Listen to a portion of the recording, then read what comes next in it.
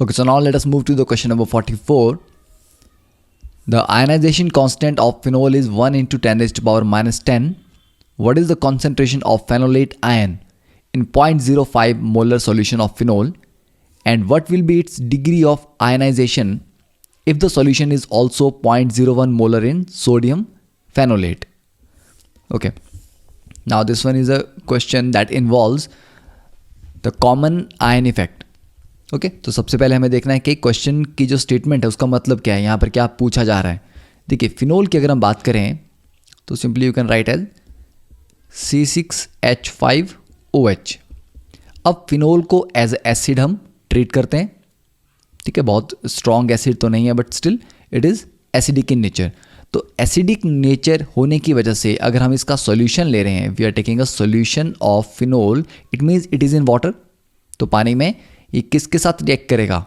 Water as a base act करेगा और phenol as a acid behave करेगा. तो एसिड बेस रिएक्शन में क्या बनेगा? Finally C6H5O negative. ठीक है, क्योंकि अपना H पॉजिटिव लूज करेगा प्लस H3O पॉजिटिव. तो ये प्रोडक्ट होंगे. And since we are talking about equilibrium hair, so it will not be a complete reaction, it will be in equilibrium. ठीक है, because product is not very stable. तो product के बनने के chances बहुत ज़्यादा नहीं है. थोड़ा सा रिएक्शन होगा और उसके बाद इट विल अटेन इक्विलिब्रियम. अब इस रिएक्शन के लिए जो K दिया गया है that is 1.0 into 10 raise to power minus 10. ठीक है, and what is the concentration of phenolate ion in 0.05 molar solution of phenol. तो फिनोल की इनिशियल कंसंट्रेशन हमें दी गई है.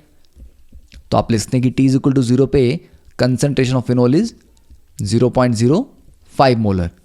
ठीक है, वाटर की कंसंट्रेशन को लिखने की ज़रूरत नहीं है because water will be in excess. Okay, now at T is equal to 0 reaction अभी स्टार्ट नहीं हुआ तो product are 0 concentration. At equilibrium हम क्या करेंगे? 0.05 में से कुछ पार्ट रिएक्ट कर जाएगा. ठीक है, तो माइनस एक्स और 1 mole of phenol gives you 1 mole of phenoxide और phenolate. So both cases we get X and X of these two products.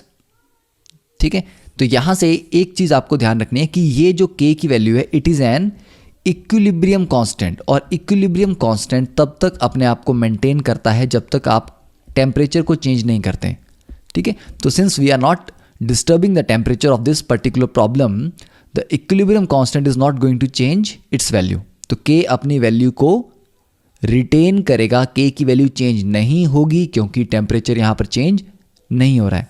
Okay, सो अगर हम K का एक्सप्रेशन लिखें तो K क्या आ जाएगा?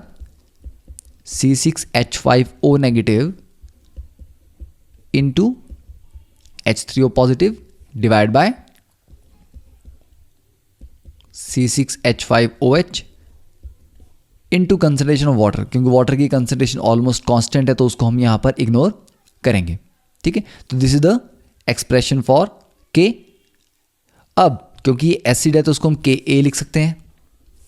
अब यहां पर ये वैल्यू हमेशा 1 into 10 raise to power minus 10 रहेगी. ठीक है, तो C6H5O नेगेटिव कितना आ रहा है इक्विलिब्रियम पे? X. H3O पॉजिटिव भी कितना आ रहा है? X. तो X into X, x square divide by हो जाएगा 0.05 माइनस X. और ये हमेशा 1 इंटू 10 इज माइनस 10 के बराबर होगा. तो आफ्टर सॉल्विंग फॉर x, ठीक है, इस इक्वेशन को सॉल्व करेंगे अगर हम तो we get x is equal to approximately 2.2 into 10 raise to power minus 6 molar. ठीक है, तो ये आपको सॉल्व करना है. Okay, I won't do the math in this particular problem. So you get the X. What is X? अब X basically क्या है? X आपका फेनोलेट आयन की concentration and X is also the concentration of H3O positive. तो इन दोनों की concentration X है. तो मतलब हमने दोनों की कंसंट्रेशन को कैलकुलेट यहाँ पर कर लिया है. तो हम लिख सकते हैं कि H3O positive concentration is equal to PHO negative concentration is equal to X, और जो कि है 2.2 into 10 raise to power minus 6 molar. तो I think one part of the question is done. What is the concentration of phenolate ion? तो ये हो गया phenolate ion. ठीक है, इसकी कंसंट्रेशन हमने कैलकुलेट कर ली. अब सेकंड पार्ट है what will be its degree of ionisation. अगर इस सॉल्यूशन में हम 0.01 मोलर सोडियम फेनोलेट ऐड कर लेते हैं तब क्या होगा? Okay, now that's a interesting part. So first let us clear some space here.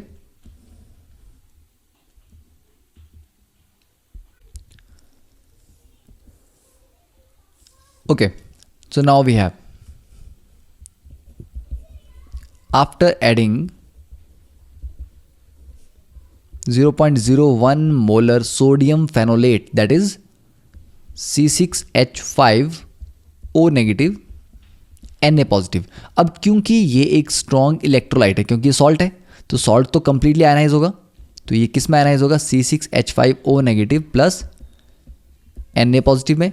तो स्टार्टिंग में t इज इक्वल टू 0 पे अगर आपने इसका 0.01 मोलर लिया है तो आफ्टर सम टाइम t ये 0 हो जाएगा, क्योंकि इट्स अ स्ट्रॉन्ग इलेक्ट्रोलाइट. तो ये कंप्लीटली आयनाइज हो जाएगा और ये बन जाएगा 0.01 मोलर और ये भी 0.01 मोलर. ठीक है, तो सॉल्ट के होने की वजह से ये कंप्लीटली आयनाइज होगा. अब ये तो कंप्लीट आयनाइज हो रहा है, बट हमारा जो बेसिक रिएक्शन था C6H5OH प्लस वाटर, ये तो इक्विलिब्रियम रिएक्शन है. ठीक है, तो इसमें C6H5O negative plus H3O positive बन रहा है. अब एक चीज़ आपने ध्यान रखनी है कि जिस सॉल्यूशन में, जिस कंटेनर में इनिशियली आपने फिनोल लिया था, दिस वाज फिनोल, तो रिएक्शन क्या हो रहा था? ये रिएक्शन हमारे पास हो रहा था. अब इसमें हमने क्या ऐड कर दिया? We added PHO negative Na positive. ठीक है, सोडियम फेनोलेट हमने यहां पर ऐड कर दिया. अब उसकी वजह से जो फेनोलेट, ये सोडियम फेनोलेट था, ये C6H5O नेगेटिव अपना एक्स्ट्रा दे रहा है और कुछ आपको फिनोल से मिल रहा है. ठीक है, तो हमारे पास C6H5O नेगेटिव एक्सेस में आ जाएगा. ठीक है, ज़रूरत से ज़्यादा हो जाएगा. जब कोई भी एक सब्सटेंस इक्विलिब्रियम में एक्सेस में हो जाए या कम हो जाए तो इक्विलिब्रियम अपने आप को रीएडजस्ट करता है so that the K remains the same. क्योंकि मैंने आपको पहले भी कहा कि जब तक टेम्परेचर चेंज नहीं होता K की वैल्यू चेंज नहीं होगी. Okay, so even if you add something और if you remove something, the reaction will readjust itself to maintain this K value. Okay, तो अब हम देखते हैं कि यहां पर हम क्या लिख सकते हैं. तो t इज इक्वल टू 0 की बात करें अगर हम, तो ये कितना लिया था हमने? 0.05. ठीक है, H2O को हम नहीं लेंगे क्योंकि वाटर एक्सेस में है. और t इज इक्वल टू 0 पे फेनोलेट कितना था? आपने जो सॉल्ट डाला उसकी वजह से 0.01 तो ऑलरेडी था, तो 0.01 ऑलरेडी प्रेजेंट है. ठीक है, H3O पॉजिटिव अभी नहीं बना, रिएक्शन स्टार्ट नहीं हुआ. एट इक्विलिब्रियम क्या होगा? अब देखिए, जब हम डिग्री ऑफ डिसोसिएशन की बात कर रहे हैं यहाँ पे, ठीक है, डिग्री ऑफ आयनाइजेशन या डिसोसिएशन, तो हम अल्फा की टर्म्स में बात करते हैं. तो जब भी आप लेते हैं C इंटू 1 माइनस अल्फा, तो आ जाएगा 0.5 इंटू 1 माइनस अल्फा. और ये कितना बनेगा? C alpha, that is 0.05 alpha. इतना बनेगा, पर ऑलरेडी 0.01 तो पहले से भी है, तो ये हो जाएगा टोटल. और H3O पॉजिटिव कितना बनेगा? C alpha, that is given concentration 0.05 into alpha. अब इसके अकॉर्डिंग अगर हम K को कैलकुलेट करते हैं तो Ka कितना आ जाएगा? Concentration of PHO negative into concentration of H3O positive divide by concentration of phenol. तो कितनी आ रही है? PHO नेगेटिव कितना है? 0.05 अल्फा प्लस 0.01 है. H3O positive is 0.05 alpha divide by this is 0.05 minus 0.05 alpha. और ये वैल्यू आपकी 1 इंटू 10⁻⁻10 ही रहेगी. नाउ सॉल्विंग दिस, अब ये थोड़ी टिपिकल सी इक्वेशन तो है पर आपको सॉल्व तो करना पड़ेगा. ठीक है, तो इस इक्वेशन को जब आप सॉल्व करेंगे तब आपको फाइनली किसकी वैल्यू मिलेगी? अल्फा की वैल्यू. ठीक है, तो you need to solve this particular. और इसमें कुछ चीज़ें आप इग्नोर कर सकते हैं, जैसे कि 0.05 अल्फ़ा इंटू 0.05 अल्फ़ा। तो ये इतनी बड़ी वैल्यू, क्योंकि अल्फ़ा ऑब्वियसली थोड़ी स्मॉल वैल्यू होगी, 0.05 इंटू 0.05 अल्फ़ा स्क्वेयर, ये ओवरऑल इतनी छोटी वैल्यू हो जाएगी कि इसको आप इग्नोर ही कर सकते हैं। ठीक है, तो इस तरह से आप यहाँ पर थोड़ी सी मतलब मॉडिफिकेशन या कर सकते हैं अपने अकॉर्डिंग, किस चीज़ को हमने इग्नोर करना है, कौन सी वैल्यू बहुत छोटी होगी उसको आप निगलेक्ट कर सकते हैं। तो 0.05 माइनस 0.05 अल्फ़ा, इसको भी आप इग्नोर कर सकते हैं। ठीक है, तो उससे अप्रॉक्सीमेशन करने के बाद finally you will get alpha approximately 1 into 10⁻⁻8। ठीक है, और एक और तरीका आपको बता देता हूं, आप डायरेक्टली इग्नोर कर दीजिए 0.05 अल्फ़ा को इग्नोर कर दीजिए, इन दोनों का जो प्रोडक्ट होगा इसको भी इग्नोर कर दीजिए। ठीक है, तो ये क्या बचेगा, मेनली 0.01 इंटू 0.05 अल्फ़ा। ठीक है, और 0.01 प्लस 0.05 अल्फ़ा को भी इग्नोर कर दीजिए, मतलब इस चीज़ को आप इग्नोर ही कर दीजिए। ठीक है, तो होगा क्या, इसको सॉल्व करके अगर इतनी वैल्यू आ रही है तो अल्फ़ा बहुत कम आ रहा है ना, तो बहुत कम आने का मतलब यही है कि आपने जो इग्नोर किया था वो ठीक था, बट अल्फ़ा की वैल्यू अगर ज़्यादा आ जाती तो हमें फिर से सॉल्व करना पड़ता।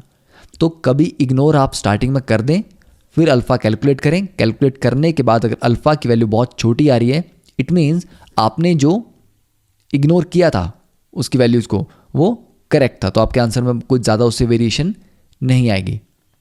Okay, so this is the question. So ultimately ये क्वेश्चन किस पे डिपेंड कर रहा है कि कुछ भी इक्विलिब्रियम मिक्सचर में अगर आप कॉमन आयन ऐड करते हैं या रिमूव करते हैं, the K is not going to change unless until you change the temperature. Okay.